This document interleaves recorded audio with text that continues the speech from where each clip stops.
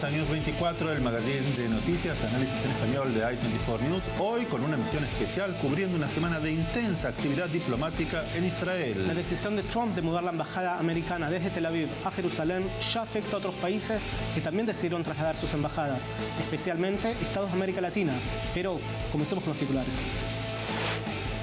Trump hace historia y cumple con su promesa. Muda e inaugura la embajada estadounidense en la capital de Israel. Guatemala, primera representación de América Latina que vuelve y abre su embajada en Jerusalén.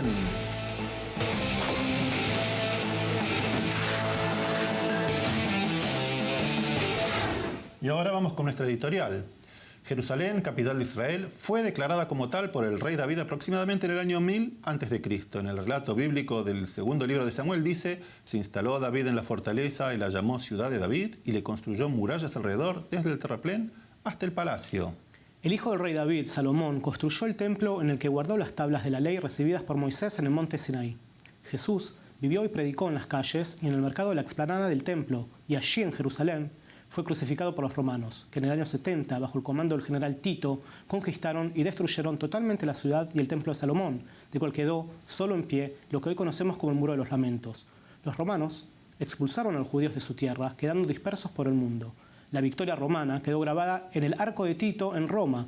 Un grabado en el arco ilustra que se llevaron el candelabro que simboliza el lugar más santo del pueblo judío. Durante 2000 años, el pueblo judío anheló con volver a su tierra y reconstruir Jerusalén. Recién pudo lograrlo en 1948 con la creación del Estado de Israel, que declaró a Jerusalén como su capital, aunque en 1949, al finalizar la Guerra de la Independencia, los habitantes judíos de la ciudad vieja fueron expulsados de sus hogares, quedando los lugares santos en manos de Jordania. La ciudad quedó dividida con un muro, como había en Berlín, separando la parte oriental y occidental, y alambres de púa impedían a los judíos acceder al Muro de los Lamentos, el lugar más sagrado del judaísmo. En la Guerra de los 6 Días en 1967, Israel recupera la ciudad vieja y conquista los barrios árabes aledaños que estaban en manos de Jordania. Dado que el estatus de la ciudad a nivel internacional quedó en disputa, en 1980 el gobierno israelí sancionó una ley, la Ley de Jerusalén, capital de Israel. El Consejo de Seguridad de la ONU cuestionó la unilateralidad de la ley y en su resolución 478 declaró que 1. Censura la promulgación de la Ley de Jerusalén y decide no reconocerla, y 2. Llama a todos los Estados miembros que hayan establecido sus representaciones diplomáticas en Jerusalén a retirar sus delegaciones de la Ciudad Santa. Veamos ahora quiénes estaban, se fueron, quiénes regresan a Jerusalén. Desde 1948 hasta 1980 tenemos la lista de los países que tenían representación diplomática en Jerusalén. En 1980, cuando pasa la ley de Jerusalén, capital de Israel, las embajadas se mueven y se van afuera de Jerusalén, a Tel Aviv, a Rishon LeZion, a Herzliya. Ahora, en 2018, después de que el presidente Trump reconoce a Jerusalén como capital de Israel, Estados Unidos, Guatemala y Paraguay vuelven y abren sus embajadas en Jerusalén. Y además, hay países que consideran mudar sus embajadas, que son Honduras, la República Checa, Rumania y Hungría.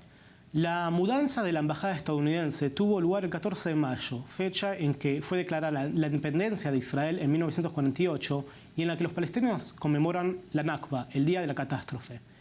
Y mientras en Jerusalén se celebraba la apertura de la embajada, en Gaza estallaron violentas manifestaciones con muertos, heridos y hasta intentos de invadir el territorio israelí. La decisión de Trump de reconocer a Jerusalén como capital de Israel y mudar su embajada rompe con el estancamiento en el que estuvo la política estadounidense durante décadas, seguida por los europeos y los latinoamericanos.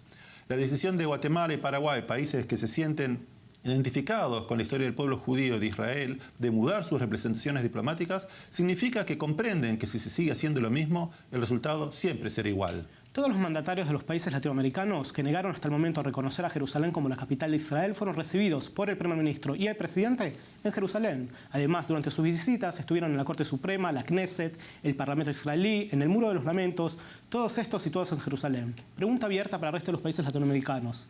¿Reconocerán a Jerusalén como la capital de Israel, imitando a Guatemala y Paraguay? Queda abierta la pregunta y cuando regresemos tendremos más de esta emisión especial.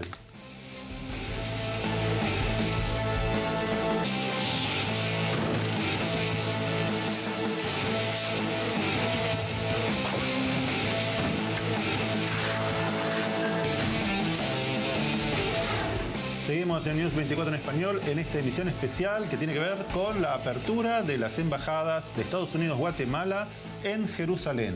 Y con nosotros en el estudio Noga Tarnopolsky, corresponsal del LA Times, para profundizar un poco sobre el tema. Pero antes que nada, escuchemos las palabras de Benjamin Netanyahu, el primer ministro israelí, durante la inauguración de la embajada estadounidense en Jerusalén. Dear friends, what a glorious day. Remember this moment.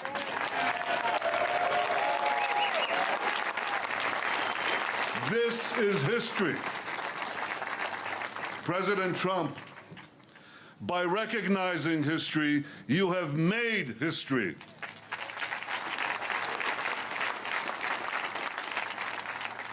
Today, the embassy of the most powerful nation on earth, our greatest ally, the United States of America, today its embassy opened here.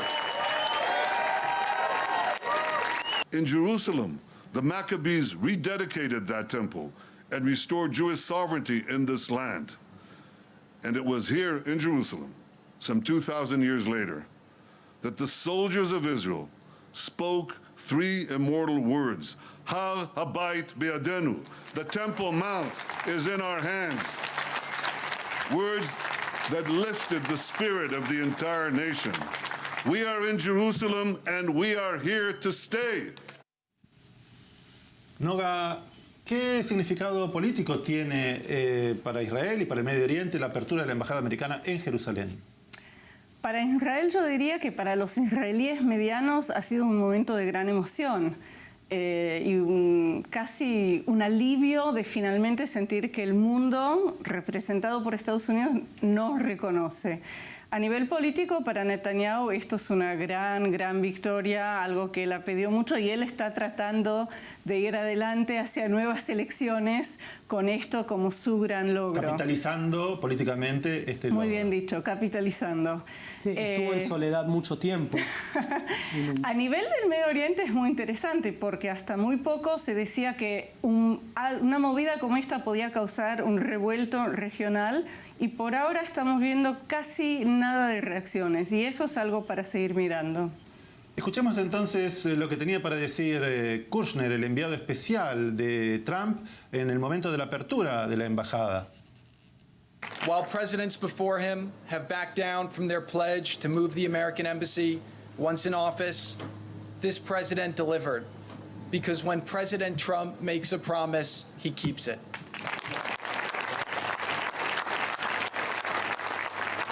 But today also demonstrates American leadership. By moving our embassy to Jerusalem, we have shown the world once again that the United States can be trusted. We stand with our friends and our allies, and above all else, we've shown that the United States of America will do what's right, and so we have. Noga, ¿por qué pensás que la decisión de mudar la embajada estadounidense a Jerusalén se tomó ahora? ¿Tiene que ver con las promesas electorales? ¿Cuál es tu posición? ¿Qué pensás al respecto? Sí, creo que tiene que ver con promesas electorales, tiene que ver sobre todo con el hecho de que estamos ya a medio año de las próximas elecciones en Estados Unidos, los midterms. Los de legislativas. Exacto, las legislativas, y Trump a nivel de las encuestas está ahora en un problema, no solo encuestas, sino las elecciones, special elections, que ya han habido para reemplazar sobre todo parlamentarios que Trump nombró, entonces hubo de reemplazarlos, no ha ido en la dirección del presidente y él quiere reforzar su base evangélica cristiana con esta promesa y creo que eso nos explica el timing, sobre todo. ¿Hasta el momento pensás que en el plano doméstico Trump está teniendo, digamos, unos frenos, está perdiendo?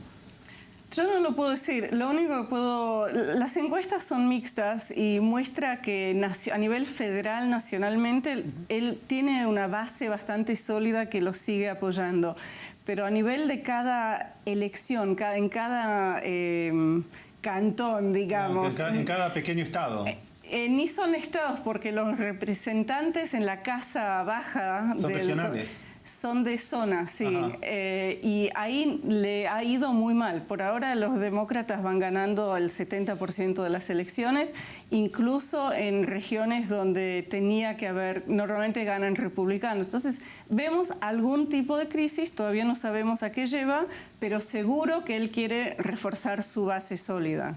Vimos en la apertura durante el evento que hubo 2 pastores evangélicos que de alguna manera dieron la bendición. Esto tiene que ver con lo que vos estabas comentando de su base electoral. Al mismo tiempo vemos que Trump, que durante su campaña electoral hizo pocos anuncios a nivel internacional, dijo me voy a ocupar del tema de Irán, de Corea del Norte, pero lo decía como algo al pasar, de repente ahora pone todo el énfasis en estos 2 elementos. Cumplió con Jerusalén. Podemos decir que esto también le da un empuje para sostener su posición sobre el tema del acuerdo iraní y lo que va a pasar en el futuro con Corea del Norte. Puede ser, eso exactamente es el punto que enfatizaba el yerno del presidente Kushner, que yo sí quiero enfatizar. El evento en sí de la embajada fue un evento diplomático de una índole que yo en mi vida no he visto, donde familiares del presidente lo representaban, donde, no sé si vieron, pero el nombre del presidente está escrito en esa placa en letras bastante más grandes que el nombre de los Estados Unidos de América. Y donde hablaron estos 2 pastores muy extremistas que tienen cada uno un pasado antisemita abierto. Uno terminó su oración diciendo en el nombre de nuestro Señor Jesucristo, otro más o menos algo mesiánico. Para un público israelí eso es muy extraño, es muy foráneo. Y así también vemos que la ceremonia en sí fue hecha para reforzar esa parte de la base dura de Trump y con vista hacia adentro de los Estados Unidos. Volviendo al tema precisamente de la ceremonia, hubo un tema con la fecha elegida. Hubo un tema, quiero decir divertido, aunque nada es divertido. Contanos el detalle, a ver cómo es. El detalle es que el Departamento de Estado, la Cancillería norteamericana, anunció que la embajada iba a ser movida como regalo a Israel para sus 70 años. Israel celebró su 70 aniversario en abril, siguiendo el calendario judío. Los Estados Unidos no se dieron cuenta y eligieron la fecha en la cual, según el calendario normal, Israel fue establecida en el año 48, y así fue que chocó con el Día de Jerusalén festejado por israelíes, el Día del Nakba marcado, mejor dicho, conmemorado por palestinos. No me acuerdo qué más, al comienzo del Ramadán. Entonces el Departamento de Estado simplemente no se fijó y no se dio cuenta, y eligiendo esta fecha causó una semana muy peligrosa y densa. Sí. El Nakba es el día en que los palestinos conmemoran haber sido desplazados del territorio durante la guerra. El desalojo cuando fue la guerra del 48. Día del desastre lo llaman. Noga, te quedás con nosotros. Cuando regresemos de la pausa, seguimos con los festejos en Jerusalén, porque Guatemala fue el primer país de Latinoamérica que volvió a la capital de Israel siguiendo los pasos de Estados Unidos, y tendremos material exclusivo, la voz del presidente Morales y un backstage que nadie vio de la ceremonia en el Hotel King David de Jerusalén. Ya regresamos con más de News 24 en español en esta emisión especial.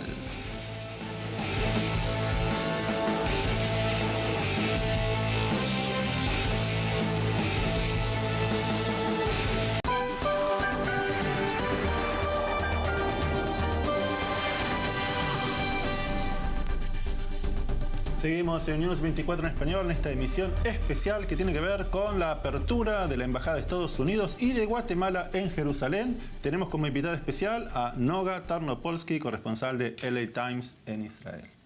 Días de festejos en Jerusalén. Guatemala es el primer país latinoamericano que vuelve a la capital de Israel siguiendo los pasos de Estados Unidos e inaugura su embajada. Escuchemos el discurso de apertura realizado por el presidente Jimmy Morales. En estos momentos especiales, y no por ser especiales dejan de ser difíciles, pero en estos momentos tan especiales, en nombre del pueblo de Guatemala, al que represento, les traigo la más sincera felicitación.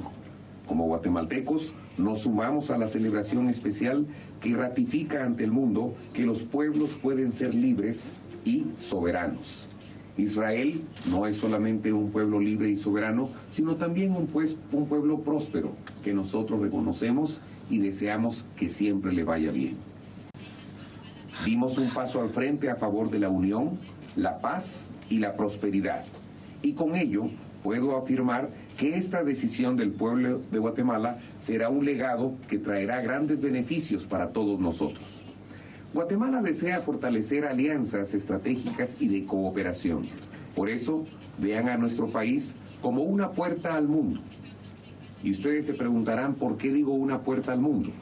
Y simplemente porque Guatemala ha tenido el valor de tomar decisiones valientes y muchas naciones están viendo nuestro proceder y otras están decidiendo en base a nuestras acciones y nuestras decisiones. Noga, ¿qué ocurre con el resto de los países de América Latina? Y tenés algunas novedades desde Europa, entiendo. Primero lo que puedo decir es que en el cuerpo diplomático latinoamericano aquí en Tel Aviv por ahora hay muchísima conmoción, porque como los primeros países que se mudan son de América Latina, hay como un quiebre y no hay una pared de opinión y eso ya es interesante. Yo diría que en Europa también pasan cosas interesantes. Ninguna embajada se está mudando por ahora, pero yo entrevisté al embajador austríaco en la gran fiesta para la embajada norteamericana y él me dijo: por ahora nosotros no decidimos igual, pero yo quiero festejar con Israel, soy embajador en Israel y entiendo la alegría acá. Entonces, como que todos están viendo a ver qué pasa con esto y hacia dónde vamos. Sí, creo que sí. Hay varios países, por ejemplo, tradicionalmente en América Latina, que mantienen la línea de neutralidad, es decir, no toman postura alguna en los foros internacionales respecto al conflicto israelí-palestino, sobre todo sobre Jerusalén. Abstención. Así es. Escuchemos al presidente Morales cómo concluía el discurso de la inauguración de la Embajada de Guatemala en Jerusalén. Y hoy estamos reafirmando con el retorno de nuestra embajada a Jerusalén esa firmeza de creencia que teníamos y que seguimos teniendo de que somos hermanos y amigos que podemos caminar juntos. En dicha visita nos comprometimos a apoyarnos mutuamente y es lo que estamos haciendo. Mi convicción es no solo continuar con la sólida amistad con Israel, sino también manifestar como los buenos amigos demuestran su amistad a sus amigos, tomando decisiones y acciones históricas, valientes y trascendentales. Desde hace 70 años decidimos apoyar y ser amigos de Israel y hoy lo volvemos a demostrar. Como presidente de la República de Guatemala, asumí un reto de retornar nuestra embajada a esta ciudad. Insisto, una decisión soberana que ahora nos permite estar aquí reunidos para decir: Guatemala e Israel unidos por siempre.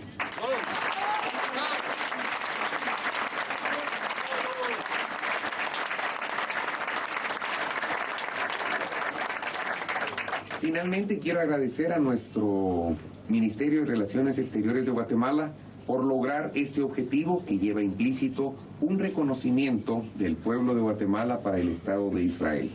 Gracias al liderazgo de la canciller Sandra Joel y del profesionalismo de su equipo de trabajo, hoy podemos decir: misión cumplida.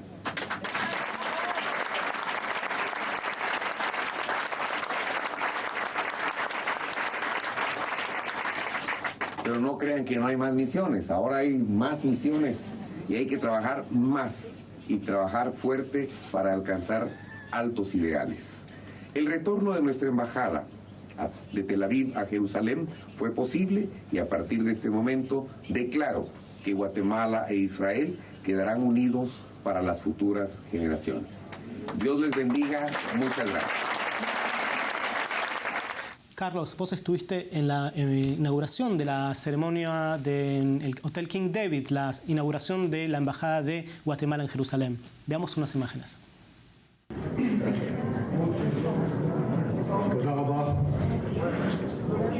Muchas gracias. Muchas gracias, President Jimmy Morales. Today you made history. A todos los guatemaltecos, a los israelitas, a los judíos, a los estadounidenses, a muchos que estoy seguro que siguiendo el ejemplo de hacer lo correcto van a tomar las decisiones correctas y estaremos marcando el día de hoy los pasos que se han de dar en el futuro. Para ustedes, nuestra amistad. Para ustedes, nuestro deseo de servir. Y si el mar se sigue abriendo, seguiremos dando los pasos hacia adelante porque tenemos fe de que hay una mejor tierra a la que debemos llegar todos. Bendiciones para ustedes, muchas gracias por esta oportunidad.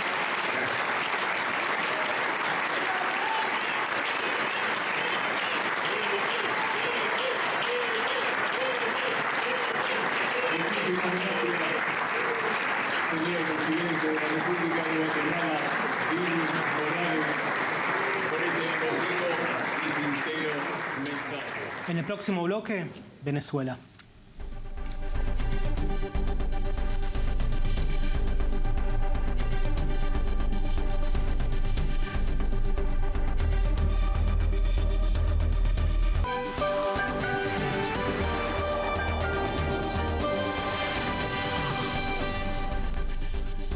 Gracias por seguir con nosotros. Están viendo News 24, el magazine español de i24 News.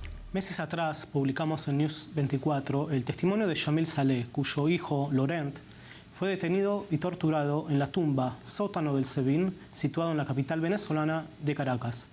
Recordemos qué nos contaba la madre de Laurent Saleh. ¿En qué estado se encuentra? ¿Sufrió torturas? ¿Nos podría comentar un poco al respecto? Sí, mi hijo ya lleva casi 4 años preso, secuestrado por este gobierno. Él fue el que duró 26 meses en la tumba. Eso queda en el 5º sótano del edificio de máxima de seguridad de aquí del centro del país. Son celdas, imagínate, eso eran las bóvedas de un banco, la bóveda. Puerta de seguridad, cámaras de seguridad, pared de seguridad, eran celdas 2x3. Durante un año él solo me vio a mí como madre. No podía tener otra visita, no podían ir ni siquiera los medios hermanos que él tiene por parte del padre. Él es mi único hijo y no podía ir otra persona. A mí me quitaban el reloj. Él no tenía un lápiz, un papel, él no podía ver colores. Ahí eran temperaturas muy bajas para que no se levantara de una cama de cemento que tenían ahí. De verdad fueron torturas psicológicas, era como un laboratorio, hasta donde tendrían la capacidad un ser humano de aguantar esa tortura. Ellos lo que querían era arrodillar a mi hijo y que mi hijo delatara a líderes nacionales de aquí de Venezuela y líderes internacionales.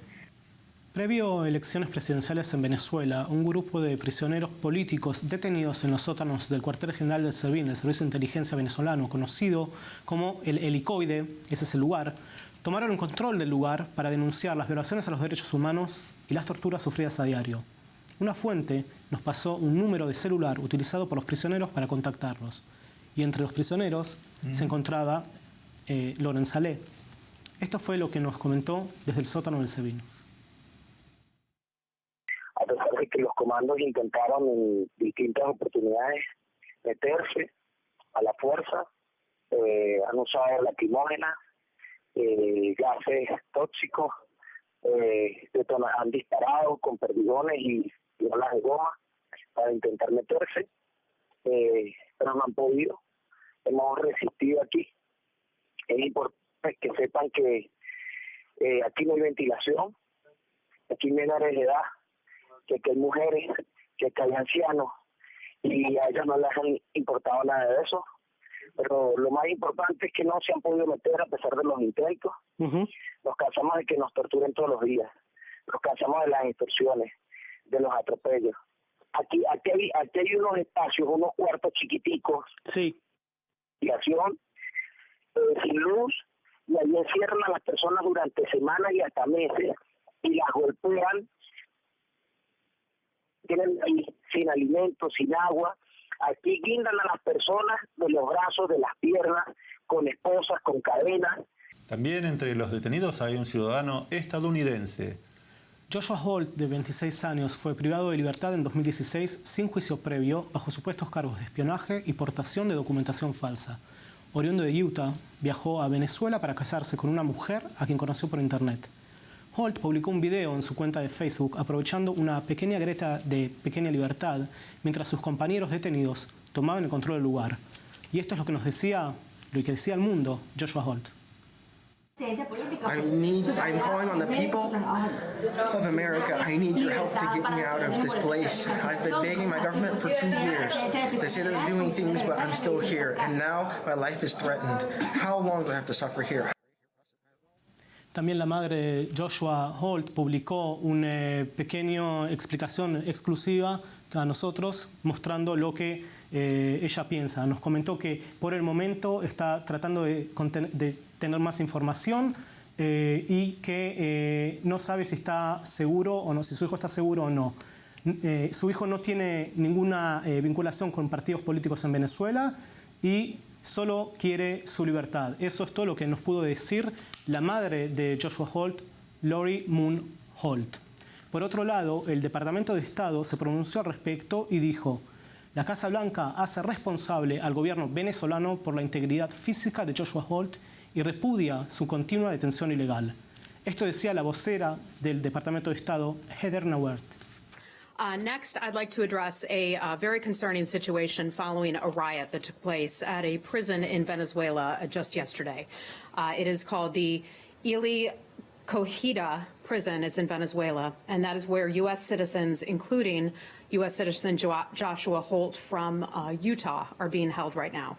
You may have seen Joshua Holt's Facebook videos and the tweets issued last night by our U.S. Embassy in Caracas.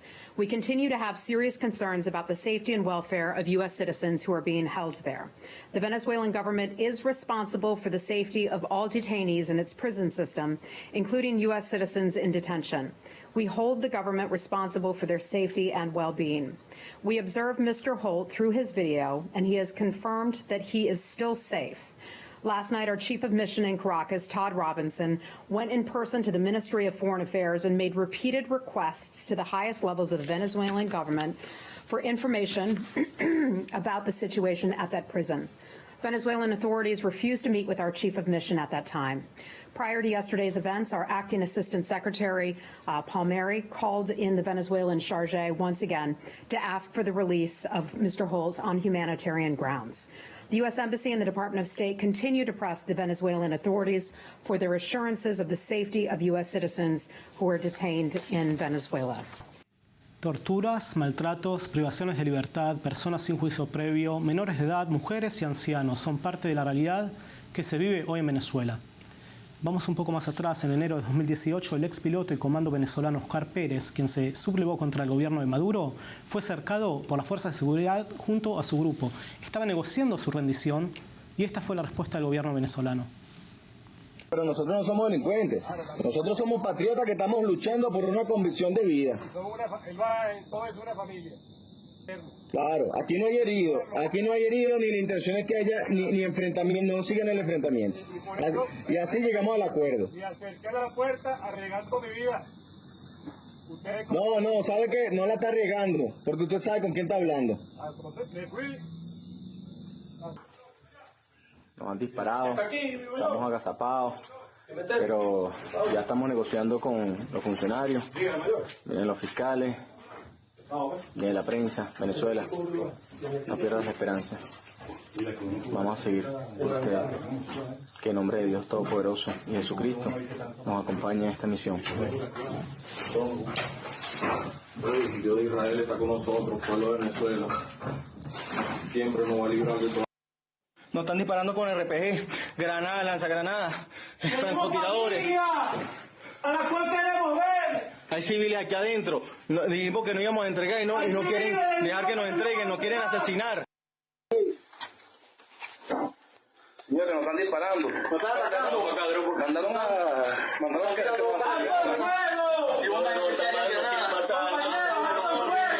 hay civiles aquí adentro. Señor, mi rey. Disparan. Nos están disparando. El pueblo de Venezuela, libertario por siempre. El último contacto que tuvimos con Lorenza Le fue el jueves 17 de mayo a las 6:40 de la mañana, hora local. Seguiremos el tema aguardando novedades.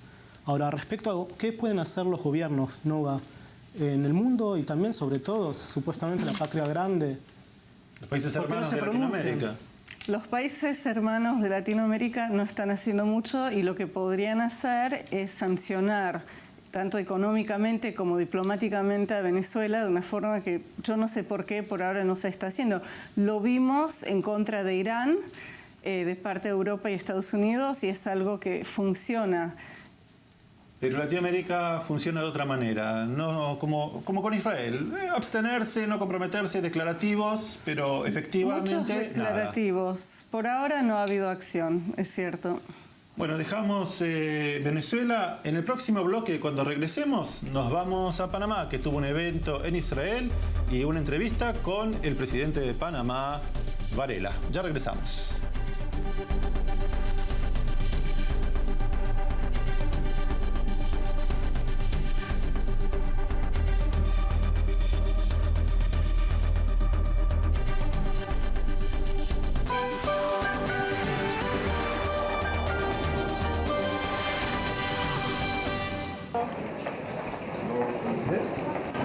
Presidente, buenas tardes. Unas palabras sobre la reunión que tuvo hoy con el ministro Netanyahu. Bueno, muy interesante. Tocamos temas de cooperación entre Israel y Panamá, muy puntuales. Firmamos un tratado de libre comercio, firmamos un convenio para establecer un centro agrícola en Panamá de innovación y tocamos temas de seguridad en la región, en la cooperación bilateral y bueno, sin duda celebrar los 70 años de Israel, del Estado de Israel y sobre todo la amistad con Panamá, que fue un país que a los meses reconoció el Estado de Israel y que se mantiene una fuerte amistad. Muchísimas gracias. ¿Va a visitar el puerto de Palestina? Mañana estaremos, sí. News 24 fue el único medio de Israel en tener las palabras del presidente de Panamá, Juan Carlos Varela, previo al inicio del evento Panamá Fest, organizado por la Cámara de Comercio Israel-Latinoamérica. Estuvimos allí y conversamos con el ministro de Comercio e Industria de Panamá, Augusto Arosemena, y esto es lo que nos dijo. Sí, venimos haciendo una visita oficial con el presidente Juan Carlos Varela, en donde hemos sostenido múltiples reuniones con distintas autoridades.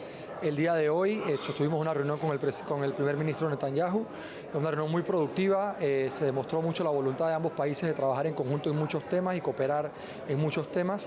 Igualmente, el día de hoy firmamos un tratado de libre comercio con Israel, en donde ambas naciones van a acercarse todavía más ahora desde el punto de vista comercial para así poder seguir trabajando en conjunto y reforzar los lazos comerciales y de amistad entre ambos países. ¿Cuáles serían las tres funciones, el core center de este acuerdo? 3 puntos que me han dicho que son los fundamentales para ustedes también. Bueno, primeramente que refleja una voluntad de ambas partes, una voluntad política de ambas partes de poder trabajar en conjunto y seguir estrechando las relaciones. Segundo, permite acceso a ambos mercados para poder que productos de exportación panameños puedan llegar a Israel y de igual manera productos de Israel puedan llegar y ser exportados a Panamá. Y tercero, permite lo que es la cooperación y la promoción de inversiones, de manera que Panamá pueda beneficiarse de la inversión de Israel y que pueda llegar a toda la región utilizando Panamá como la puerta de entrada. Lo hemos visto preparando una presentación hablando de las virtudes y de las ventajas comparativas que tiene Panamá. Un resumen de 2 palabras de qué es lo que nos va a contar luego. Bueno, Panamá es un país que tiene una posición geográfica envidiable. Panamá es un país que tiene una estabilidad económica, una estabilidad política inigualable en toda la región. Y Panamá es el país ideal con un hub logístico sumamente desarrollado y maduro para distribuir productos a la región. Y de igual manera se ha convertido en el hub regional para que las empresas manejen sus operaciones regionales desde Panamá. Y un poco backstage del ambiente que reinó hoy entre el presidente Varela y el primer ministro, ¿algo que nos pueda contar? Bueno, muy bueno. La visita empezó el día de ayer, no solo hoy nos reunimos con el primer ministro Netanyahu, el día de ayer nos reunimos con el presidente Rubin. Tuvimos otras reuniones con distintas autoridades, ha sido una visita sumamente amena, ha sido una visita que refleja los lazos de amistad entre los países, cordial, siempre tratando de colaborar y ver cómo podemos buscar más áreas de cooperación, como lo es en la agricultura, en el manejo del agua, distintos sectores en donde Israel definitivamente es uno de los líderes mundiales y por eso estamos aquí para tratar de estrechar esos lazos y buscar más colaboración y desarrollo para ambos pueblos. Le deseamos el mayor de los éxitos. Muchísimas gracias. No viene todos los días un presidente latinoamericano, no es algo trivial. ¿Por qué pensás que hay este fortalecimiento, esta celebración de las relaciones entre ambos países? Yo creo que Panamá quiere protagonizar, entre otras, no es una visita de todos los días y lo muy importante acá son los lazos muy especiales entre Panamá y Estados Unidos, que Panamá en este momento quiere sobresalir y quiere demostrarles a Israel su importancia. Y tal vez ponerse en el grupo de los países que están a favor del presidente Trump. No lo sé, pero económicamente, como mencionó el ministro, a nivel de intercambio, ellos quieren tecnología agrícola israelí, ese tipo, ellos quieren estar primeros en la fila. Perdón. Sobre la importancia de la visita del presidente Varela y del empuje que esto le da a las relaciones bilaterales entre Panamá e Israel, escuchamos a Roberto Spindel y a Hayun, que son los directores de la Cámara de Comercio Israel-Latinoamérica. Soy Gabriel Hayun, el director ejecutivo de la Cámara de Comercio Israel-América Latina. El evento es un toque de confianza adicional entre Panamá e Israel. Panamá es un hub comercial, económico, de turismo, desde luego de mercancía entre todas las Américas. Para nosotros como Israel es importante, especialmente por el hecho que hoy se firmó la primera vez un acuerdo de libre comercio entre Panamá e Israel. Esperamos que ese acuerdo de libre comercio llevará mucho más tráfico de comercio bilateral entre las naciones. Roberto Spindel, soy presidente de la Cámara de Comercio Israel-América Latina. Este es un evento, se puede decir histórico, que en la visita del presidente Varela de Panamá. Panamá es un país amigo, siempre ha sido un país amigo hacia Israel, con una comunidad judía muy importante. Y este es, digamos, un acercamiento muy importante en el que se firma el Tratado de Libre Comercio entre ambos países. Y pienso que esta amistad que estaba basada en lazos fraternales se va a convertir en algo más tangible con la firma de este tratado y esperamos que crezca mucho más el comercio entre ambos países y las relaciones comerciales. Noga, las relaciones comerciales de Panamá e Israel sin duda se van a intensificar. Mencionaste antes el interés que tiene Panamá en recibir tecnología israelí. Israel, el evento de ayer mostraba a Israel como una potencia de high-tech, de innovación. ¿Vos creés que esa es la llave que tiene Israel para entrar a los países de Latinoamérica? Yo creo que eso es la llave pública y es una llave verdadera. Creo que la llave más importante es tecnología que tiene que ver con temas de seguridad, de ejército, de protección contra el narcotráfico, que hemos visto también en el Cono Sur, y a nivel de tecnología agrícola, que es muy importante para América Latina y que Israel en eso es una potencia. ¿Vos creés que este acercamiento, este aporte que Israel va a hacer a los países latinoamericanos va a generar un cambio en la política, por ejemplo, en las votaciones en las Naciones Unidas, en la UNESCO? ¿Va a tener influencia o esto es algo que recién empieza, es una semilla y vamos a ver el resultado dentro de mucho más tiempo? No lo sé y no creo que los países de América Latina votan como bloque en contra de Israel. Creo que eso es un poco exagerado. Lo que creo que vamos a ver es que se van a fomentar lazos tanto comerciales como diplomáticos y muchos intercambios educacionales también entre estas dos zonas. Gracias, Noga, por tu comentario. No te vayas. Cuando regresemos vamos a hablar de la nueva escalada en las tensas relaciones que hay entre Israel y Turquía, que esta semana con todos los eventos ha llegado a un pico máximo. Ya regresamos con más News 24 en español.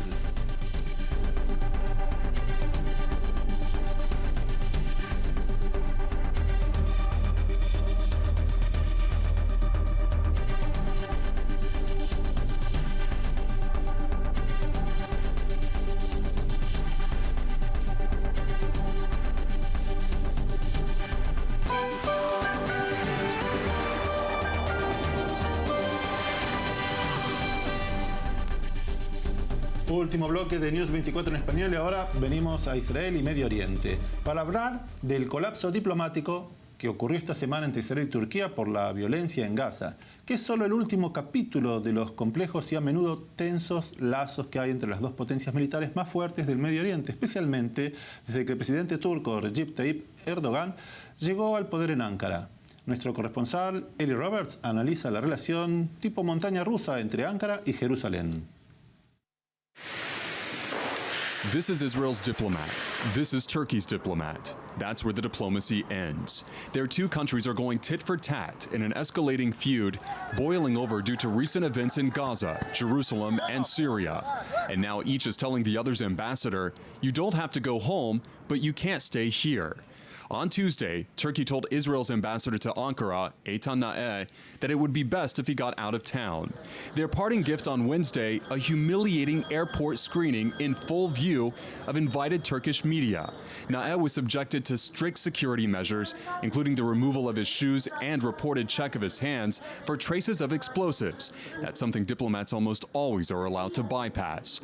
In return, Israel's foreign ministry invited the press to film the entrance of Turkey's chargé d'affaires in Israel to his meeting with ministry officials, giving the media the exact time and gate so they could get the best view of Umut Deniz as he prepared for a dressing down about his country's conduct. Deniz was summoned only because Turkey had already recalled their ambassador earlier in the week. We have summoned today the Deputy Ambassador of Turkey to the Israeli Foreign Ministry in order to express our concern and our dismay at a gross violation of the diplomatic ethics and the relations between countries. The images of our ambassador being subjected to an unnecessary security check are spread all over Turkey. This is something that we cannot accept. The fresh round of undiplomacy is reminiscent of a 2010 incident in which Israel's then Deputy Foreign Minister, Dani Ayalon, seated Turkey's ambassador on a low chair and didn't display a Turkish flag in the room as he chastised Turkey for showing an anti-Israel television series. We just tried to make a point, and the idea was not to insult him, certainly not in a personal way, but to show the severity of the situation. Both countries' current consul generals, including Israel's Yosef Levi Sfari, were also given the boot this week as Turkish President Tayyip Erdogan lit into Israeli Prime Minister Benjamin Netanyahu for the death toll of Gazan rioters along the Israeli border. Netanyahu responded by branding Erdogan as an occupier and an invader who has the blood of Kurdish Turks and Syrians on his hands. Keep in mind, the sides resumed diplomatic relations only in 2016. They were frozen in the wake of the infamous 2010 Israeli blockage of a Turkish flotilla to Gaza, which led to a violent attack by flotilla activists on IDF commandos as they boarded the vessel, and the deaths of 9 of the activists by IDF fire. This time around, grab a snack and take off your shoes. It's going to be a while. Eli Roberts, I-24 News. Para comentar acerca de las tensas relaciones entre los dos países, se encuentra con nosotros ahora en el estudio Yaniv Azulay. Yaniv, ¿es posible que esto termine en un quiebre de las relaciones entre ambos estados? Puede ser, pero hasta ese momento falta mucho. Hemos escuchado durante esta semana al ministro de Asuntos Interiores israelí, Gilad Erdan, diciendo que Israel tiene que reconocer el holocausto arménico como respuesta a lo que le han hecho al embajador israelí en el aeropuerto. Fuera de eso, hemos escuchado a varios ministros y varios representativos del gobierno israelí diciendo que esto es una línea roja que se ha cruzado, que no se puede cruzar.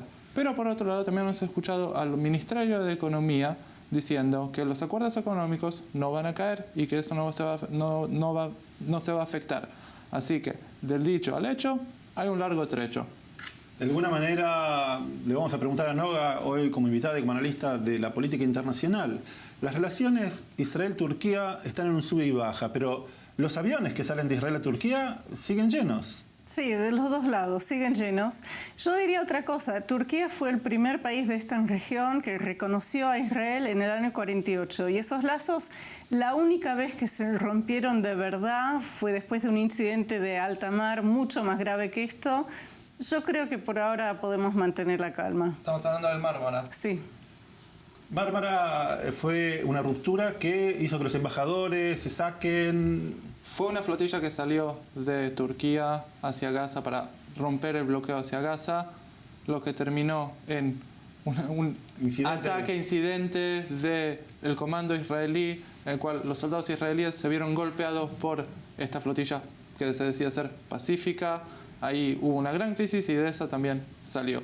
Pero también podemos decir que el Ministerio de Turismo ha pedido al público israelí que no viaje a Turquía. Pero del dicho al hecho, como dijimos, mucho trecho. Hay un punto. El ministro de Turismo quiso protagonizar. El gobierno israelí oficialmente no pidió a sus ciudadanos no viajar. Noga, ¿sabés cómo llamamos esto nosotros? Lo llamamos sopa del Medio Oriente. Y va a continuar. Te agradecemos haber estado con nosotros en esta emisión especial. Gracias, Yaniv. Nos vemos la semana que viene. La semana que viene. Hasta la semana que viene. Los esperamos en News 24 en español.